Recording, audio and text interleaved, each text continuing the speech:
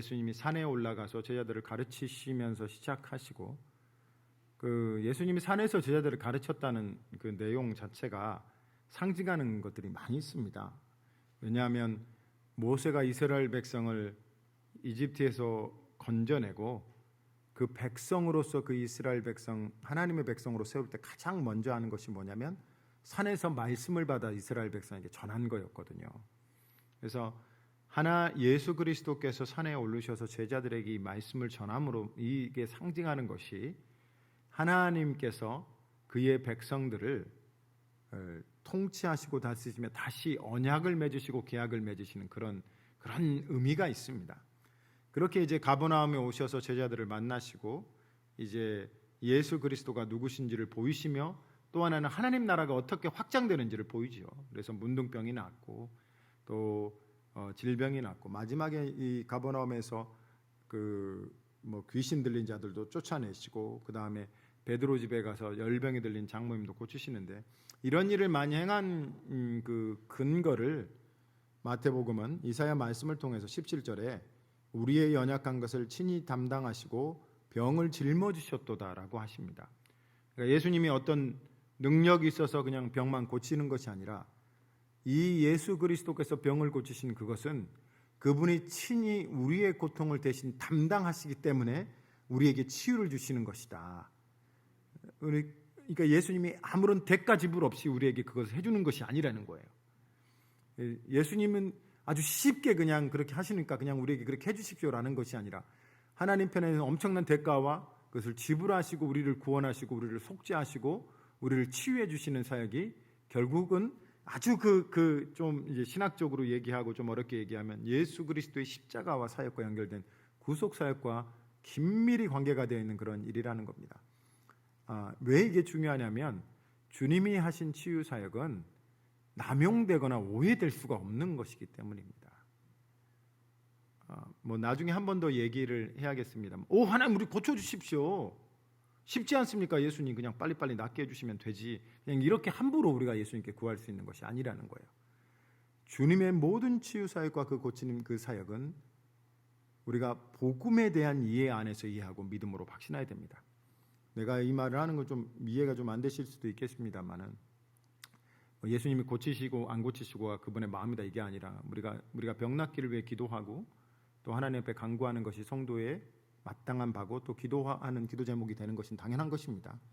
그러나 여러분, 그 안에 어떤 믿음이 있어야 하냐면, 내 이 병을 낫기 위해서 예수 그리스도께서 어떤 대가를 지불하셨는지에 대한 믿음이 있으셔야 한다는 말입니다.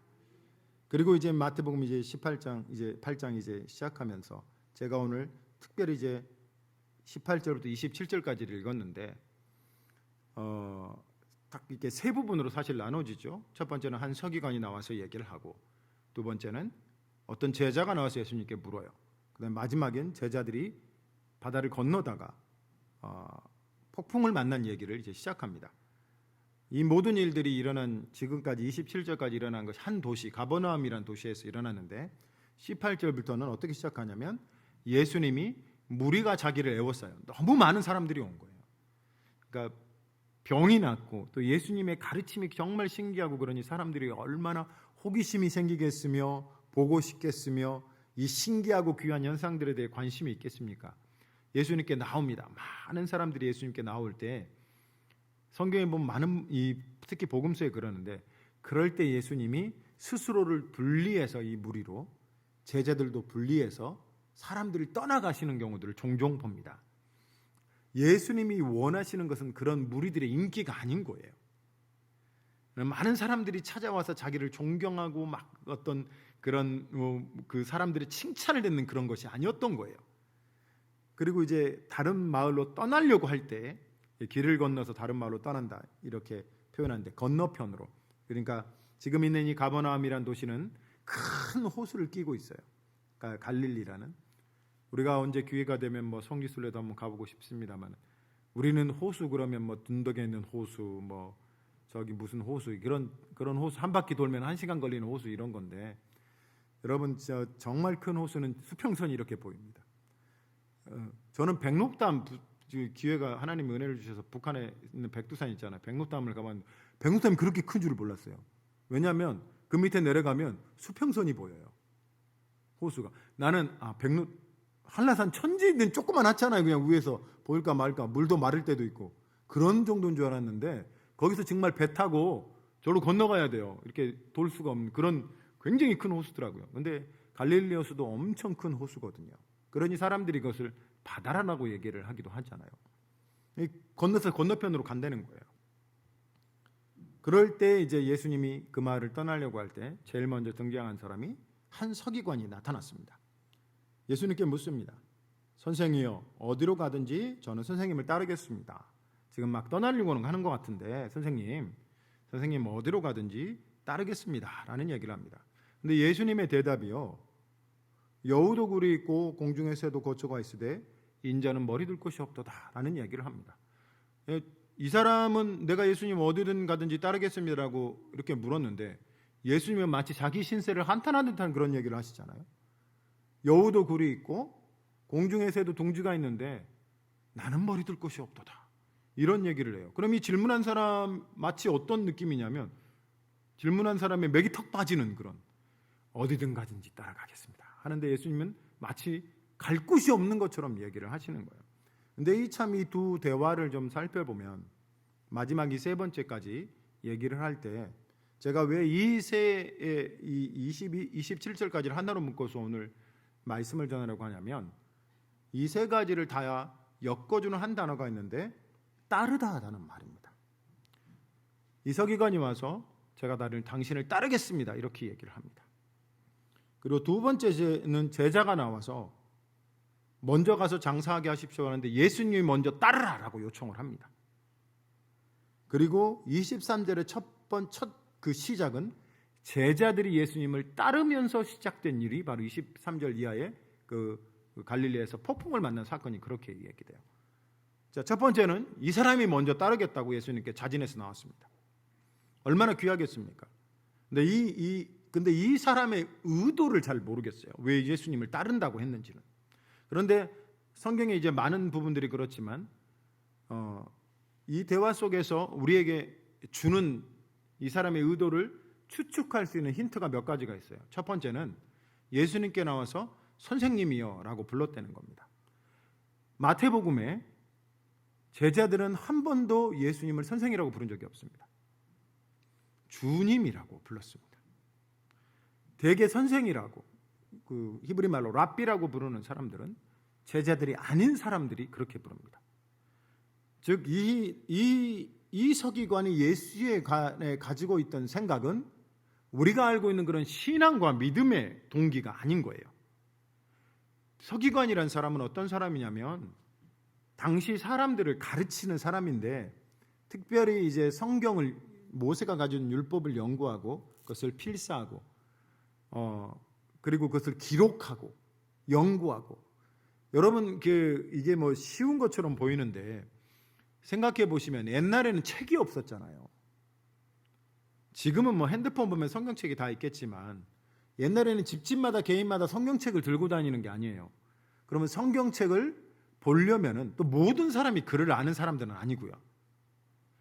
성경책을 볼 수 있는 권한과 지위를 가진 사람 중에 하나가 바로 서기관이에요.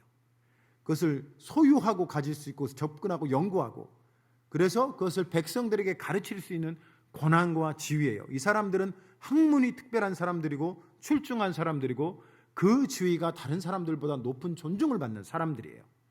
그래서 서기관과 바리새인과 이런 사람들은 당시 뭐 우리가 성경에 보면 나오는 사내들인이라는 뭐 시의회 같은 그런 그 정부의 위원들이 다들 됐었던 사람들 중에 하나예요. 그리고 당시 이제 그 문화가 그런데 내가 어떤 사람을 따라간다라는 말은 제자가 된다는 말이래요. 그래서 예를 들면 여러분은 우리 아이들이 좋은 대학에 보내려면 어떡합니까? 좋은 학원에 보내고, 뭐 여러분은 뭐 그렇지 않겠습니다만은 그 정말 열심히 있는 사람들은 애를 어느 중학교, 고등학교, 그 다음에 과외 선생님 누구 그러면서 계획을 다 짜가지고 이렇게 막 해갖고, 그래서 우리 애는 서울에 있는 어느 대학 이렇게, 뭐 여러분 저는 안 봤습니다만은 무슨 스카이 캐슬이니 이런 드라마 보면 그렇게 나오잖아요. 탁탁탁탁 계획을 짜서 이렇게 한 당시에 무슨 대학이나 이런 것보다 더 중요한 게 뭐냐면 어떤 선생을 쫓아가냐라는 거예요. 근데 사도 바울도 자기에 대해서 얘기할 때 나는 가말리엘의 문화다 이렇게 얘기를 했거든요. 그 선생을 가말리엘이라는 당시 유명한 랍비 선생을 쫓아가면서 배웠던 사람 중에 하나라고 얘기를 하는 거예요. 그러니 여기에 있는 이 서기관도 예수님을 쫓아가면 어떻게 된다고요? 예수의 문화생이 되고 예수의 제자가 돼요. 아마도 그의 의도는 나중에 예수님 같은 위대한 선생이 되고 자기의 가르침에 수많은 사람들이 쫓아오고 아마 이런 것에 더 관심이 있지 않았을까 하는 생각이 듭니다. 그래서 선생이요, 당신이 어디로 가든지 제가 쫓아가겠습니다. 당신에게 배우겠습니다. 나에게 가르쳐 주십시오. 약간 더 극단적으로 부정적으로 얘기하면 그런 기술 좀 제게 가르쳐 주십시오. 그런 스킬 좀 내게 가르쳐 주십시오. 당신의 말을 들으니까 사람들이 다 감동하던데 나한테 그런 것 좀 가르쳐 주시면 안 되겠습니까? 근데 성경에 사실은 이 사람만 그런 게 아니라 베드로가 예수 성령의 역사를 일으킬 때 시므온이라는 사람이 돈을 가지고 와서 나에게도 그런 걸 좀 가르쳐 주라고 요구했던 적이 있었거든요. 우리가 신앙을 잘못 생각하면 스킬을 배우는 거, 기술을 배우는 거, 어떻게 하면 저는 대인관계를 잘할까요? 교회에 오면 복을 받는다는데 제가 기도하면 성공의 사업에 성공할 수 있을까요? 이런 것에 더 관심이 있어서 교회에 올 수 있을 것 같아요. 그런 사람들이 있었죠. 저도 심심치 않게 만납니다. 교회에 오면은 뭐 이런 것이 좀 잘 풀리고 안 되는 것 같은데 이런 일이 잘 되고 내가 원하는 욕망이 있고 내가 원하는 꿈이 있고 이런 것을 좀 예수님이 이루어 주셨으면 좋겠는데 내 힘으로 안 되니까 좀 주님이 나를 도와주셔서 그런 복을 받았으면 좋겠는데 이런 생각으로 올 수가 있잖아요. 그런 복을 바랄 수가 있잖아요. 근데 예수님의 대답을 한번 잘 생각해 보세요. 여우도 굴이 있고 공중에 새도 둥지가 있는데 인자는 머리 들 곳이 없도다라고 얘기하는 그 의미의 깊은 의미는 네가 바라는 것이 나한테는 없다.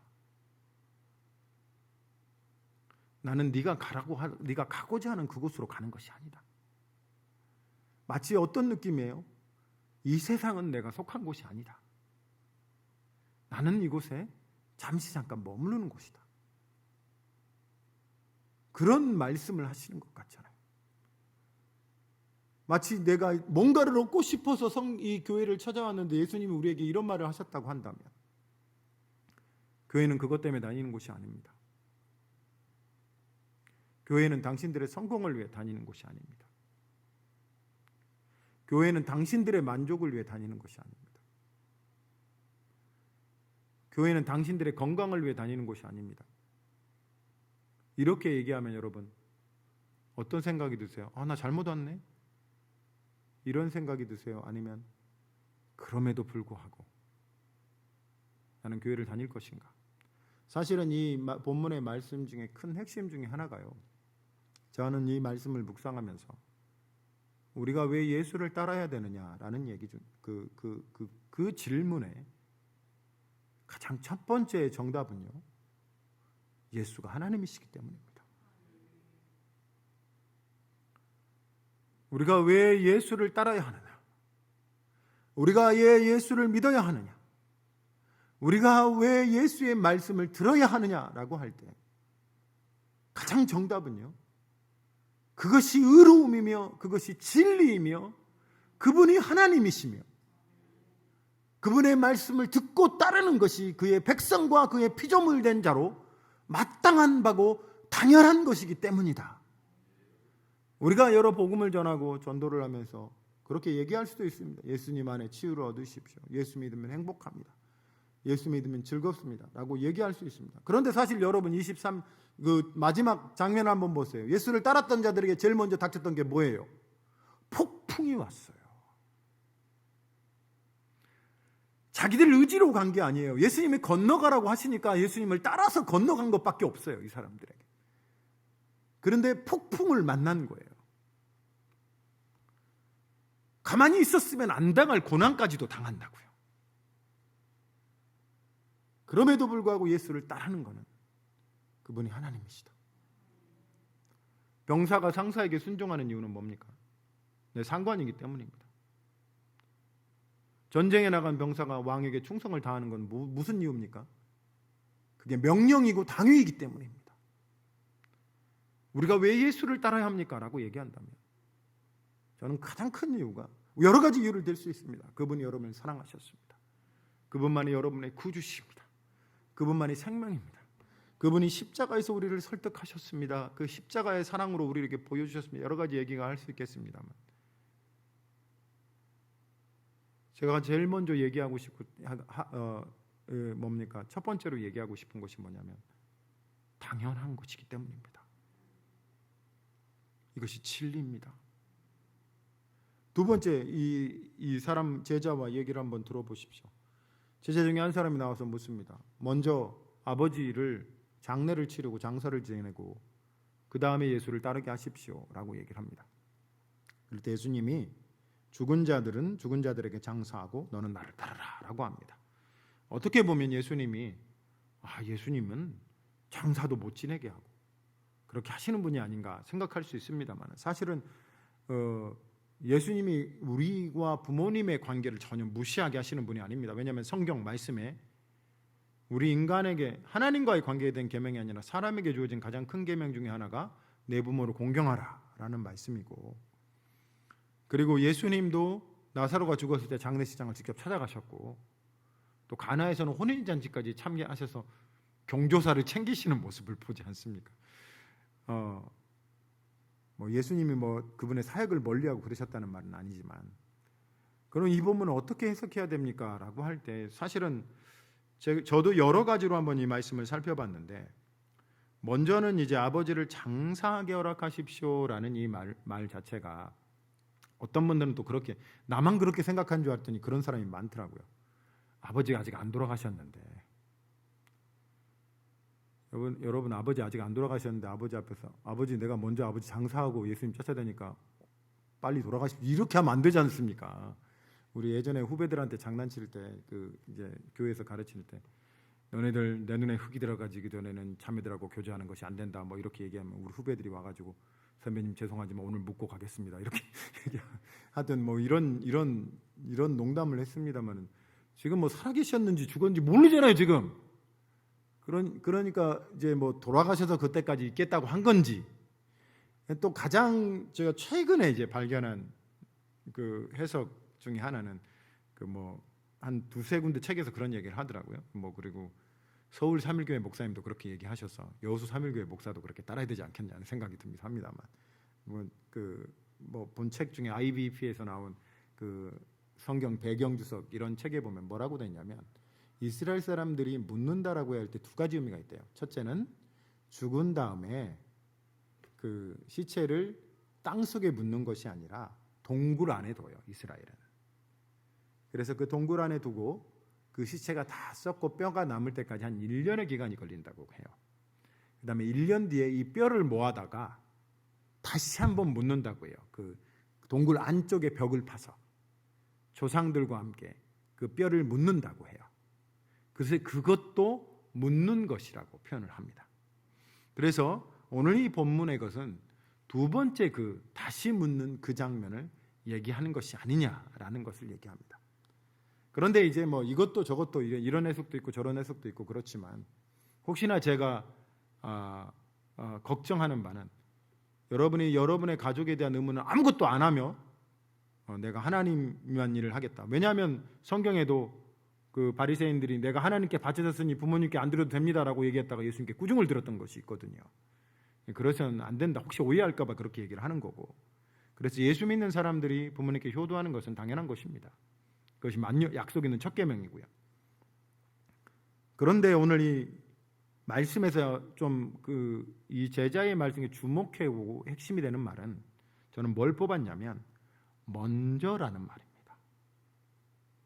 그래서 내가 먼저 이것부터 하고요. 그 다음에 예수님 쫓겠습니다. 이 말은 우리 모든 신앙인들 가운데 가끔 했던 말입니다. 먼저 제가 이 일부터 하고 그 다음에 예수님 잘 믿겠습니다. 먼저 내가 사업에 좀 성공을 하고 그 다음에 신앙생활 열심히 할게요.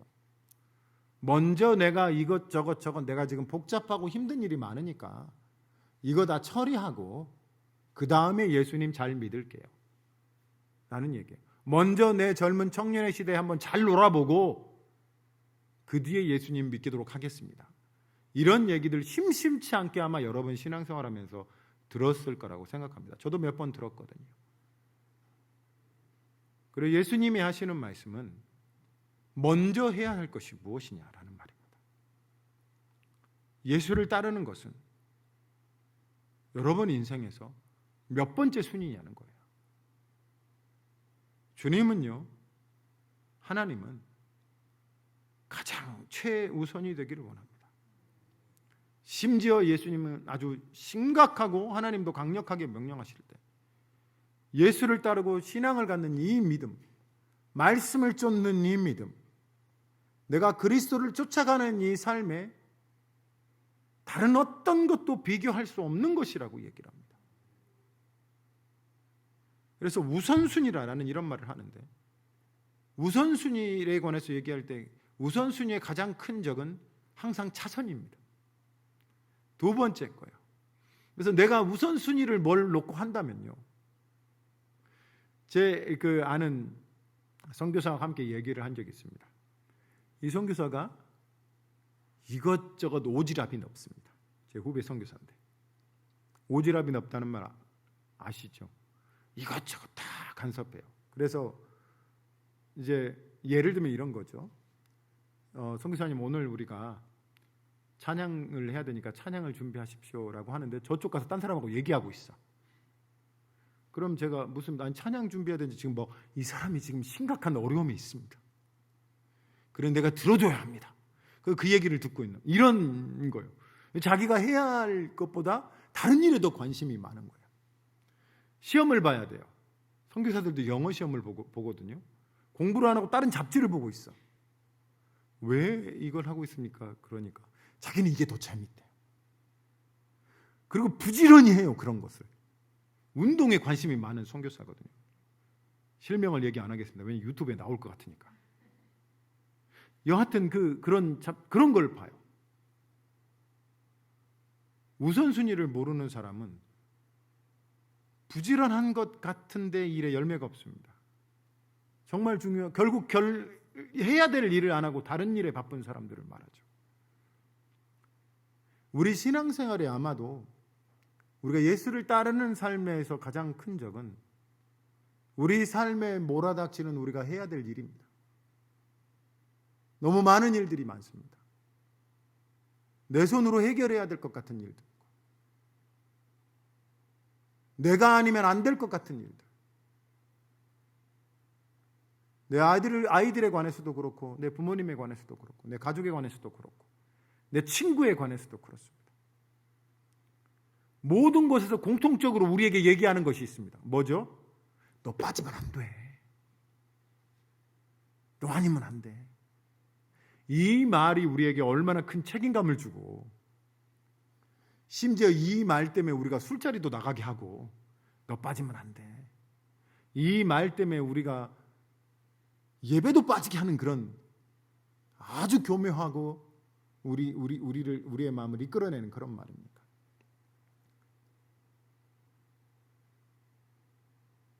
주님이 최우선이 되는 삶이에요. 내가 예수를 따른다고 한다면, 내가 예수의 말씀을 듣는다고 한다면, 그분이 최고고 그분이 먼저이고 그분의 말씀을 듣는 것이 가장 최우선이 되는 삶을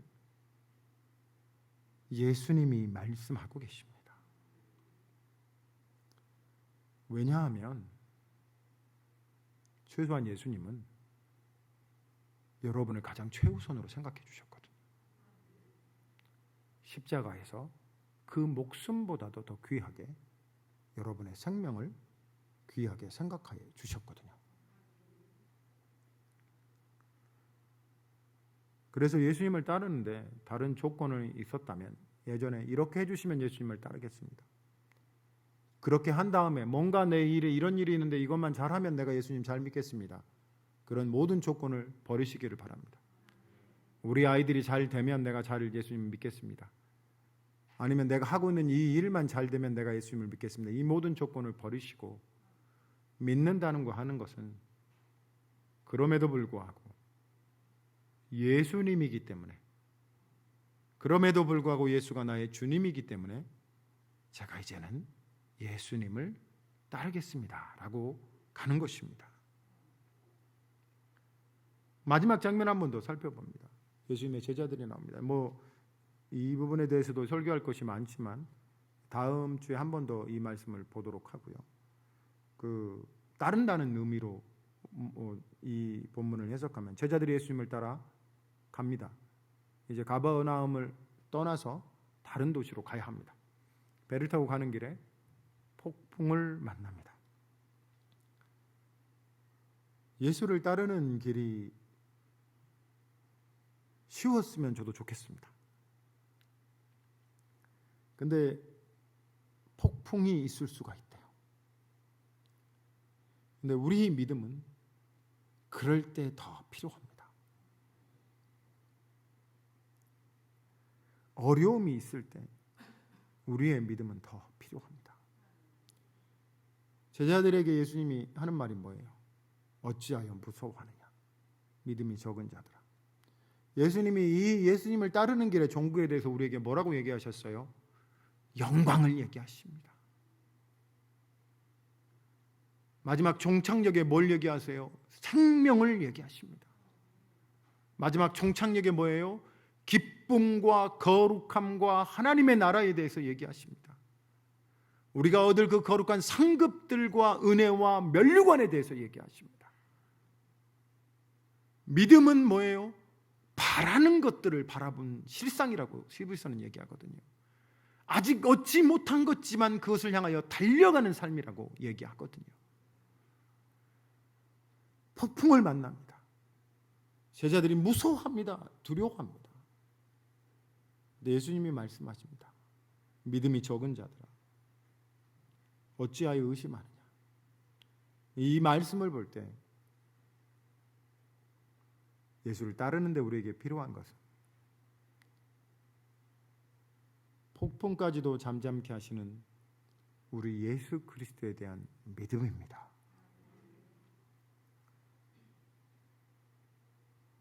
주 예수 그리스도에 대한 믿음이 필요한 시대를 살고 있습니다. 신앙이 액세서리 같은 시대를 우리가 살고 있습니다.